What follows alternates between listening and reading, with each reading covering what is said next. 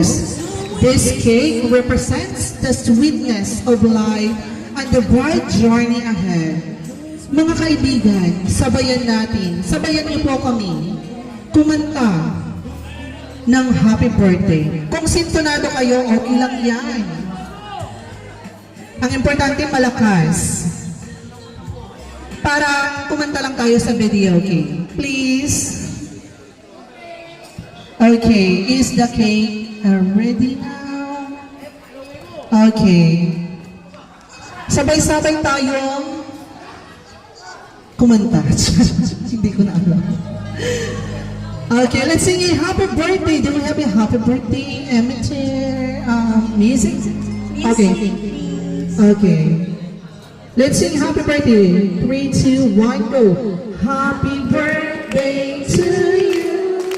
Happy birthday to you. Happy birthday, happy birthday. Happy birthday to you. Faster. Happy birthday to you.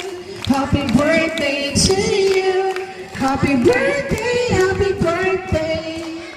Happy birthday, Mary Rose. Amen. Make a wish. A round of applause! Thank you so much. And of course, and now, the spotlight belongs to our Diputani, Melrose.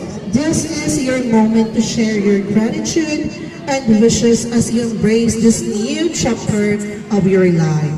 Please give your pasasalamat to everyone.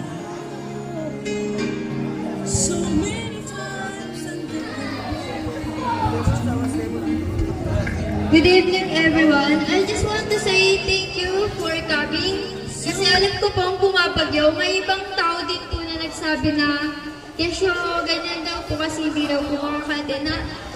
For me po, naiintindihan ko po yun. Hindi naman po ako yung taong Kesyo, ganyan po na nai-reason ko po na bakit po ganyan kayo? Porket umulan, hindi na po kayo. Hindi po ako ganun tao. So, itong birthday gift ko po sa sarili ko as hindi ko po siya ginusto as first.